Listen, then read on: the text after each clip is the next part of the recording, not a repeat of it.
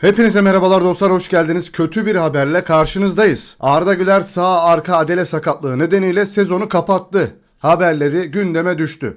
Marka gazetesinin haberi. Gerçekten bu nasıl bir şanssızlık bilmiyorum. Yamal'ın sakatlandığı bir dönemde tabii ki de kimse sakatlansın istemiyoruz demiştik. Dünkü yayında bile bazı sevinen dostlar olmuştu.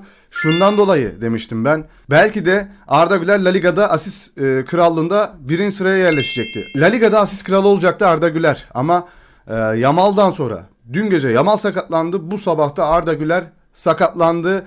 Sezonu kapattı deniliyor dostlar. Çok üzülüyorum. Çok üzücü. Dünyanın gündemine bu kadar oturmuş bir oyuncu. 21 yaşına henüz yeni girmiş. Gerçekten üzülüyorum dostlar. Yani böyle parlarken, bu şekilde parlarken bu sakatlığı yaşaması. Real Madrid'de zaten bunlar hep yaşanıyor. Neden yaşanıyor sürekli bilmiyoruz. İspanya'da bunlar hep oluyor. Hep aynı sakatlık. Kas sakatlığı, kas sakatlığı, kas sakatlığı. Yani arkadaşlar Allah korusun şey de değil yani. Bir maçta oynarken bacağı kırılmıyor ya da ne bileyim kaburgasına darbe almıyor. Sürekli bir kas sakatlığı var Real Madrid'de. Hemen haberlere bakıyorum. AS gazetesi yazıyor. Türk oyuncu grup ile antrenman yapmak yerine spor salonunda çalıştı ve Sevilla'ya gitmeyecek dedi. Sevilla maçında değil, tam bir ayı geçen bir süre boyunca olmayacak deniliyor arkadaşlar. Bakılacak. Hemen şöyle haberin detaylarına da bakalım. Evet, Real Madrid TV'nin verdiği haber arkadaşlar. Son dakika Arda Güler kas rahatsızlığı nedeniyle antrenmana katılmıyor. Betis maçında oynaması ciddi şüphe konusu. Betis maçı değil sadece arkadaşlar, sezonu kapattı diyorlar. Evet, Real Madrid'in resmi sayfası, kendi orijinal sayfası Arda Güler'in tıbbi raporu diye paylaşmış. Hemen şöyle yazıyı okuyalım. Real Madrid sağlık ekibi tarafından bugün oyuncumuz Arda Güler'e yapılan testler sonucunda sağ bacağındaki uyluk kasında biceps femoris bir kas zedelenmesi teşhis edildi. İyileşme süreci takip edilecektir diyor. Resmi açıklama bu şekilde. Yine resmi olarak Arda Güler sakatlandı haberleri her yerde arkadaşlar. Arda ciddi bir sakatlığı ekarte etmek ve durumu değerlendirmek için Valdebebas'ta spor şehrinde MR taramasından önce ihtiyatlı bir şekilde spor salonunda kaldı. Ayrıca fitness ekibiyle toparlanma çalışmalarını tamamladı. Marka gazetesinin haberi. MR'a girmeden önce sanırım biraz daha zorlamışlar oyuncu. Acaba derecesi ne vesaire mi diye bilmiyorum. Tam olarak bununla ilgili yorum yapamam. Bilmiyorum dostlar, yani gerçekten Dünya Kupası var. Kenan Yıldız sakat, Arda sakat. Ne oluyor abi ya? Vallahi ne oluyor abi? Bir kere Dünya Kupası'na gidiyoruz. Ben Real Madrid falan da umurumda değil artık. Dünya Kupası gidiyor. Arkamdaki iki oyuncunun forması arkadaşlar. Kenan ve Arda. Çok güvendiğimiz iki oyuncu. Arda'nın biraz sakatlık yaşıyor olması da normal. Çünkü çok fazla, en fazla maça çıkan oyuncu Arda Güler Real Madrid formasıyla bu sezon. Ve sakatlanmayan tek oyuncuydu Arda Güler. O da sakatlanmış oldu dostlar. Buradan dualarım Arda Güler için. Umarım Allah acil şifalar verir. Bir an önce toparlanır. Hem kendisi için hem de milli takımımız için başarılarını bizlere gösterir dostlar. Aynı şekilde Kenan Yıldız için de ciddi bir sakatlığı var diyorlar. Dizinde bir sakatlık. Diz daha zor gibi böyle.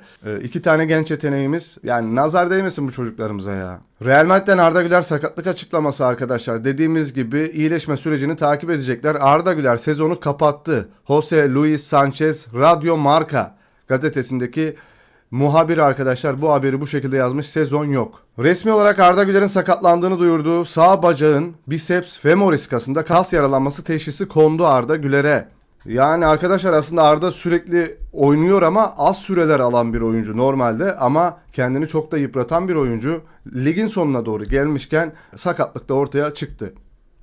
Yine aynı haberler, sürekli aynı haberler, çünkü bütün herkes bu şekilde yazıyor. Önemli bilgi, Arda Güler 4 hafta boyunca, yani bir ay boyunca sahalardan uzak kalacak ve El Clasico'yu kaçıracak.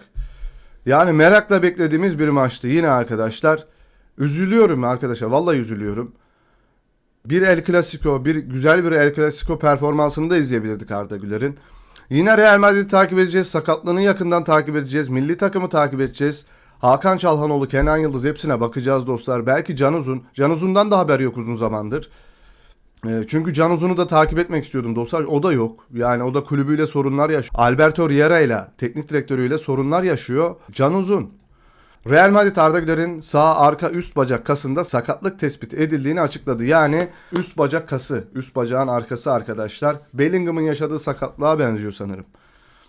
Fabrizio Romano açıklama yapıyor. Resmi olarak Arda Güler'in Real Madrid ile sezonu biceps femoris kasından yaşadığı sakatlık sonrası neredeyse sona erdi.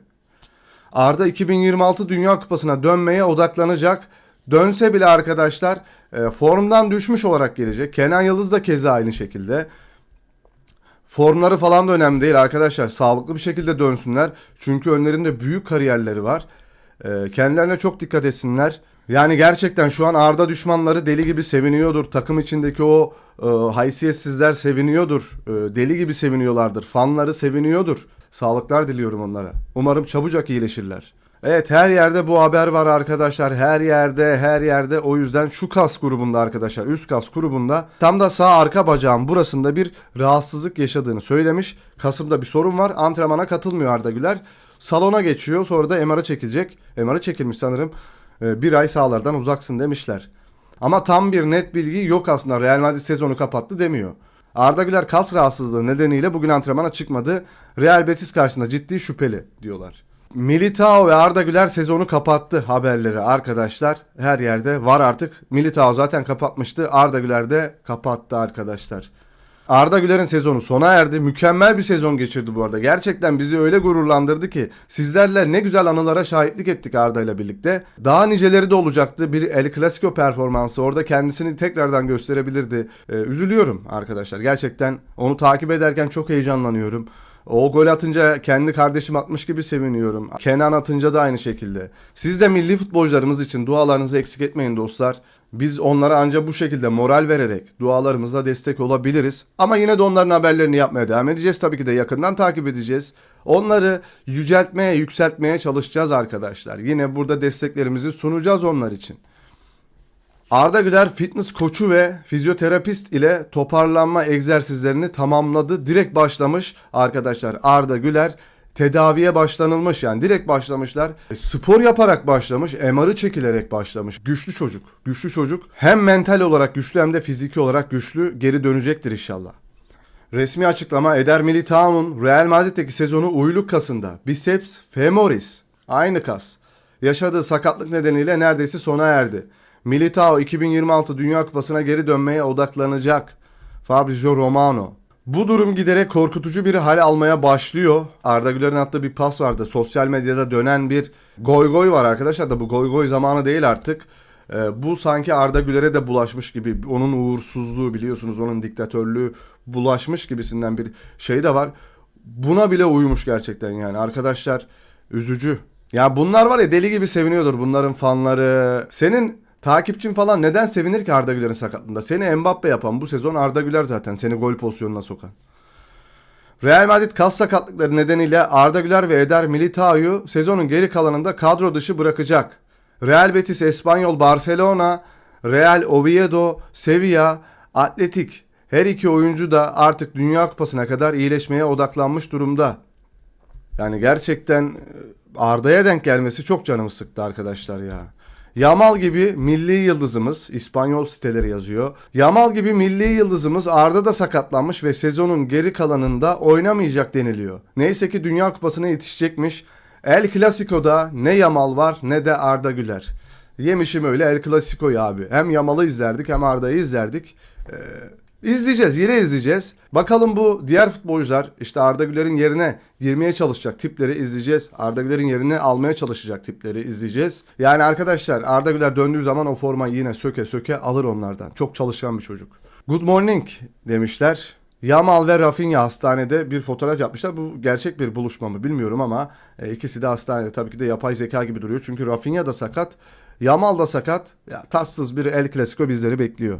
Arsenal Arda Güler'i takip ediyor. Valla transfer haberlerinde bile değilim. Ya geç abi transferi.